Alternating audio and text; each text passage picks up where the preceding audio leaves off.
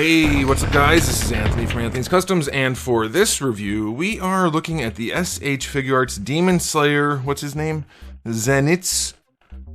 AGATSUMA, I can't see it from here. I don't know the character. AGATSUMA. He is basically the same as the green guy from Demon Slayer. Yes, I know, I still haven't watched the show. It's on my list, I'll watch it eventually. But these guys have had some really good engineering and some really cool paint jobs, and they're kind of like a good thing to review just from a technical perspective. So I don't know the franchise at all.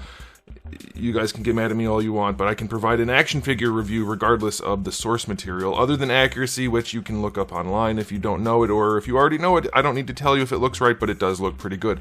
Anyway, this is a review sample from Big Bad Toy Store, so thanks to them for providing it. I'll put a link in the description below if you want to get one, but they are obscenely expensive. This one is particularly expensive at, I think it's 90 bucks. So the review will will be conducted accordingly. 90 bucks is a lot of money for the figure, so I'm guessing he's going to be a good figure, but not worth the money. We'll see. So let's go ahead and get him off the stand and take a closer look. Alright, before we look at the figure, I do want to show you my package. It's a good one. I like the color scheme. It's nice. It matches the character. It's a lot of yellow, though. I prefer a little bit higher contrast, but I don't collect packages, so I don't care personally. For those of you doing the on-card inbox collecting thing, small photos on the back, lots of this here, but the bottom, well, see, they even have on the bottom now. I don't know what they're doing with their packaging, but they're good from the front and the side and the top and the other side, so there you go. If you like to collect on the box, in the box, on the card, in the blister, whatever, you'll probably be able to make that work. All right, this guy stands just about, let's say 5 3/4 to the top of the head. That's going to make him roughly 14.5 centimeters. Here he is up against Darwin, so that's your standard Marvel Legends size. That's the going not quite 1/12 scale size figure, so that gives you a good idea there. This guy's basically the exact same one as the green guy, except he's got a few different pieces here and there, but a lot of the pieces are the same, and I'm guessing he's going to function just as well, so that's pretty good. But let's go ahead and dive into the aesthetic after a question of the day. How often do you guys buy action figures that are not something you're familiar with? You just buy it because it's really, really well done, or it has a cool character design or something like that. How many of you are only buying things you're familiar with? I started out that way. Obviously, as a reviewer, I have to get things I'm not familiar with, obviously, right here. Sometimes, because it's worth reviewing things that I don't know, and I can't know everything personally. But I've often found that I dive into an IP after buying an action figure that's actually pretty good. So when it has happened, it's been kind of cool. So let me know how you guys deal with that sort of thing and how you select what you're buying. Okay, so let's talk about the aesthetic on this guy. The paint job, not much going on in here, very plasticky. There's enough, obviously, with the buttons and the white parts and whatnot. But the main body doesn't look so great. It's just standard plastic. But the paint job on the jacket, it's wonderful. Just like the last one, and I actually have the other guy too that's got the crazy pattern. But the shading from the orange to yellow is very nicely done. And then you have the little triangles. They all look good. Same thing down here on his leg warmers. The hair looks nice. The face is done really well. Yeah, these are good looking figures overall, but for the $90 price point, there's just too much bare plastic for my liking. So unfortunately, I know that's going to fall on Bandai some, fall on Big Bad Toy Store some. It comes down to, if you're charging too much, you really have to deliver at least something special, and it's kind of special, but not enough. You know, it's just not enough. For 90 bucks is a ton of money, and that's just too much for something like this.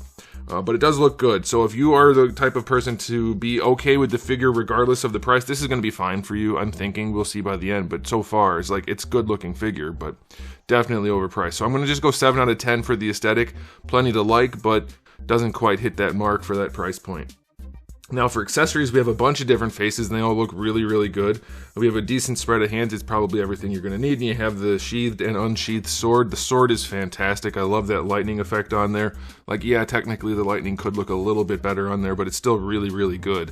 But again, 90 bucks. I'm going to go 6 out of 10 for 90 bucks. This would be an 8 out of 10 for 60 bucks or 50 bucks. But 90 is it's a whole new ball game, guys. That's a ton of money for an action figure that is just good. You know, it's not good, it's just good. Alright, so let's go ahead and talk about the articulation. I'm guessing it's basically going to be the same as before, but we'll do the whole thing. Anyway, gosh, the faces have been really tight on a lot of figures lately, which I don't mind. It's better than having them too loose. We have a weird combination thing going on in there.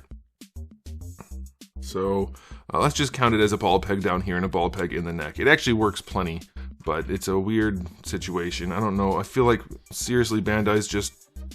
they've hired somebody that just really loves the number of parts rather than making things super functional. It'll be fine, but it's not great.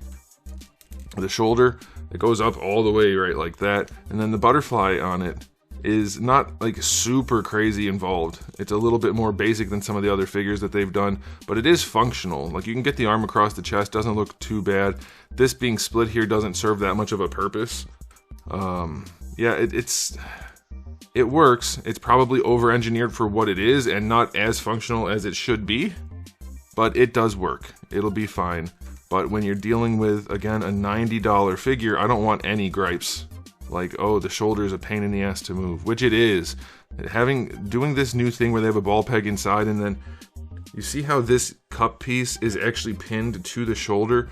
It just makes it really annoying to handle. It's functional enough, but I don't care for it, and I don't like that you can see the joint from the outside. That's a silly thing too. But you do get bicep swivel at that joint, and then you get a bicep swivel separately, which is also, it's functional enough, but it is annoying. And then for the elbow, you get this joint, which is, I think, as good as they're going to do for something like this with the big baggy sleeves. It works well. I mean, maybe you could get, there you go, there's the range. I was going to say, I thought it went farther. You get good range out of it, and it looks pretty good all the way around. It's not perfect, but I don't know that you could do much better with something with that design. So I do like the way they do the elbows on these guys. And then the forearms are actually on a ball peg, so that helps a little bit of posability, and then ball hinge for the wrist. It's a pretty good setup. It's a pain in the ass to handle at the shoulder. Like, you're going to struggle getting it to do what you want it to do. I'm fighting with it right now, actually. So it's a little bit annoying, but it does work well enough. Now, here's the thing that drives me bonkers on this figure. What is with that segmented? You don't need all of that, Bandai. There's a ball peg and at least a hinge. I'm guessing it's 2 hinges. Just let him lean forward. And he doesn't lean that far forward. Even if you extend it, it doesn't go any farther forward. And it does do that. It totally destroys him. So, leaning back, I guess, is nice. But look.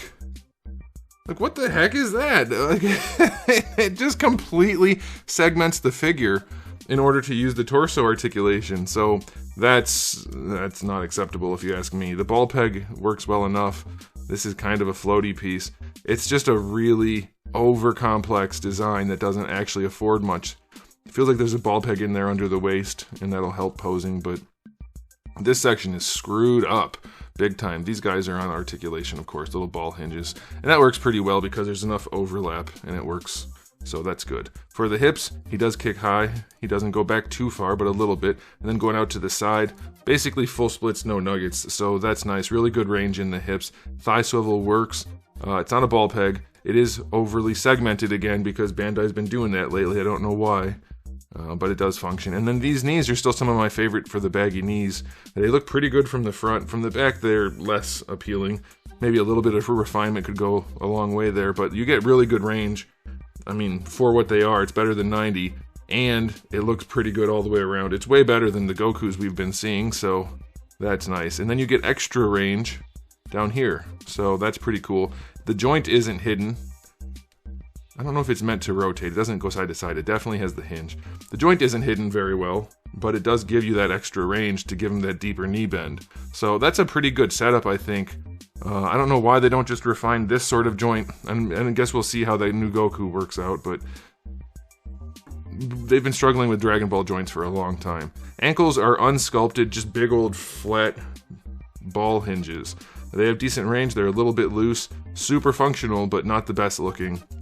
For sure, toe hinge, a little bit loose, it's a little bit far back, and not particularly good looking, but it's there. So yeah, there's some spots on this guy where the articulation's pretty darn good, and then there's some spots where the articulation's pretty darn bad, and then there's some spots where it's kind of average. So for me, for 90 bucks, that's not going to cut it.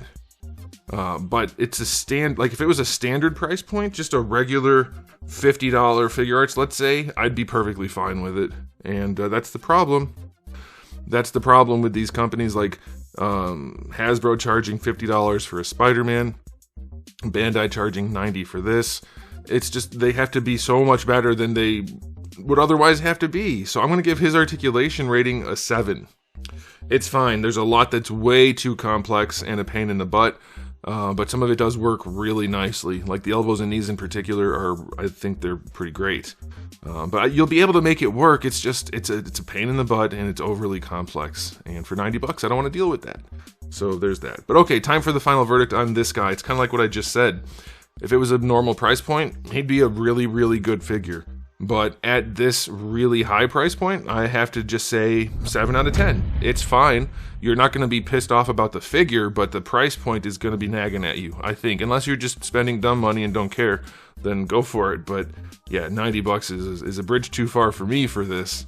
But it is a good figure if it wasn't overly expensive. So let me know what you guys think in the comment section below, but that's it for me. So thanks for watching. If you enjoyed the video, please do give it a thumbs up. If you didn't, give it a thumbs down. And if you haven't subscribed, you should. I have new videos just about every single day and thousands already on the channel. So make sure you come back for all of that. And in the meantime, keep collecting.